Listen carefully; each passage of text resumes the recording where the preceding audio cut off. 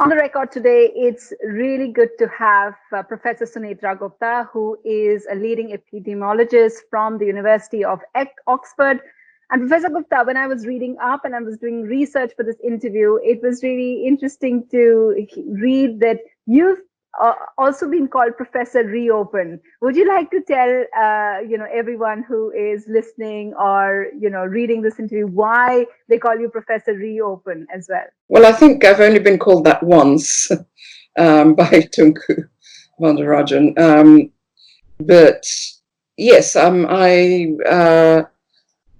guess the main reason is because I think lockdown is a really drastic strategy which has been implemented rather widely without any consideration as to what costs it imposes.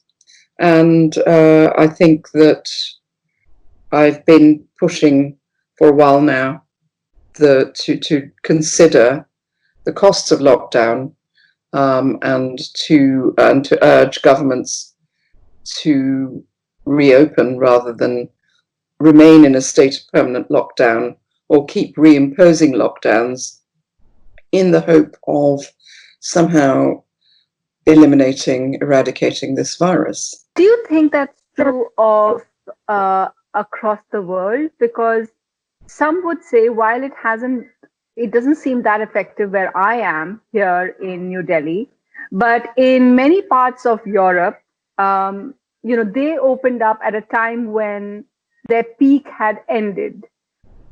We were under lockdown for 68 days here in India. And now there are certain parts of India, because we're such a vast country, there are certain parts of India which are still under lockdown. For instance, in Assam and in other parts as well, in Maharashtra and other parts as well. But do you think the lockdown strategy in places like Germany, for instance, worked? So first of all, actually, this brings me to one big issue, which I find quite difficult, which is that people keep talking about the coronavirus situation on a country-by-country basis, which is nonsensical to compare India to Germany or the UK or to the US or to Brazil. It's as if there's this sort of song contest or beauty contest going on. Essentially, the virus is spreading through. It has a geographical kind of dimension. So, it started in China. I'm very surprised that it hadn't already arrived in India, in certain parts of India, particularly metropolitan areas. I'm very surprised that it may not have arrived and spread through quite significantly before lockdown. I think that a parsimonious explanation for what happened in Europe is that it had largely spread quite widely by the time lockdown happened, certainly in the UK.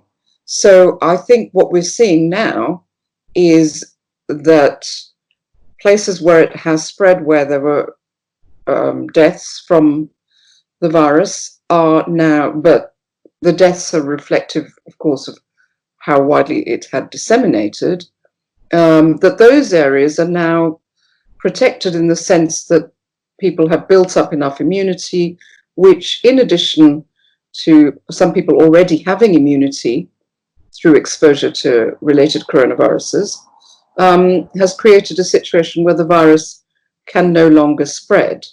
Whereas there are other parts of the world where it's only just arrived, such as, well, not only just, but it's just taking off.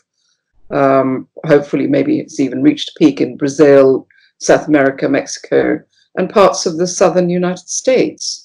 I imagine in India it's the same, that in some parts it maybe has already spread and many people are immune, and then other parts it hasn't really arrived yet.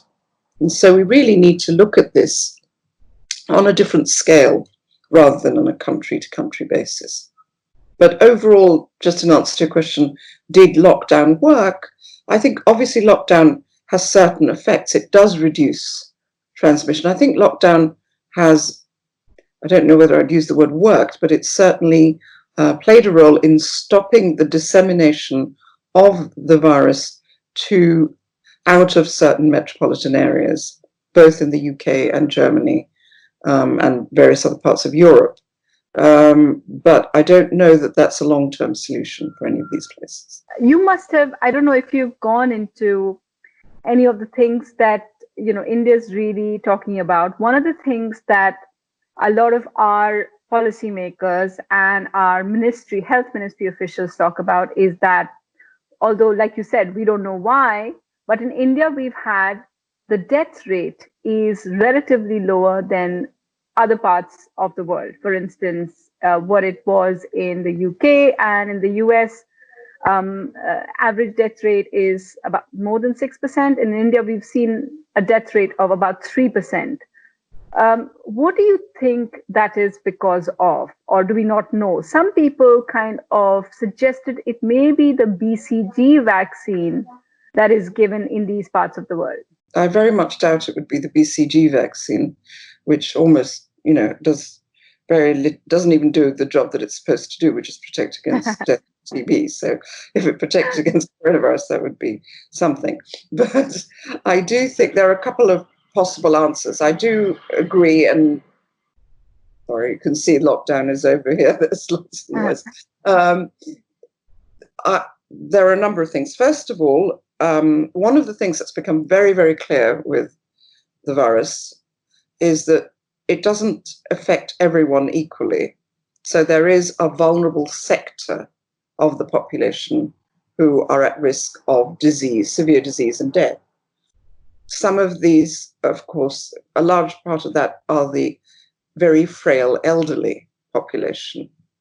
So, of course, the age structure in India and many other parts of the developing world then puts us in favor.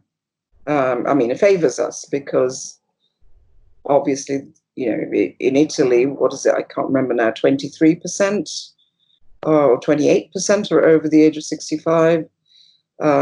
Europe has a very large contingent of frail elderly people who have been largely the people who are dying of this.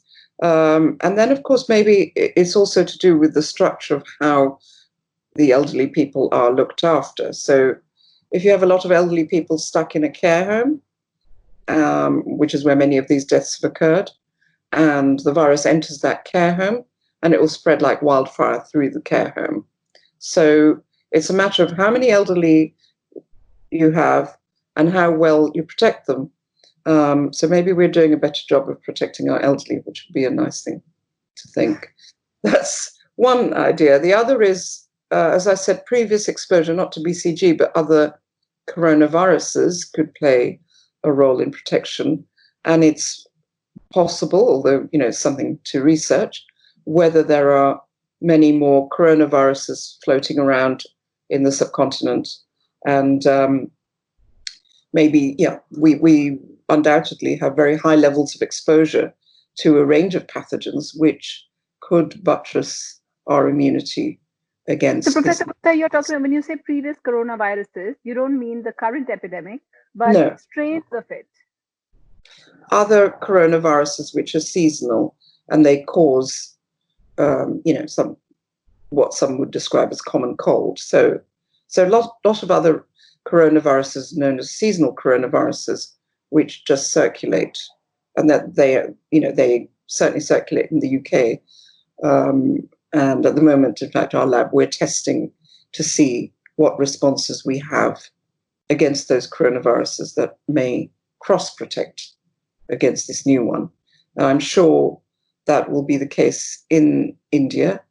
And I think, again, the fact that we are regularly exposed to these viruses will put us in a good position to deal with coronavirus, the new virus.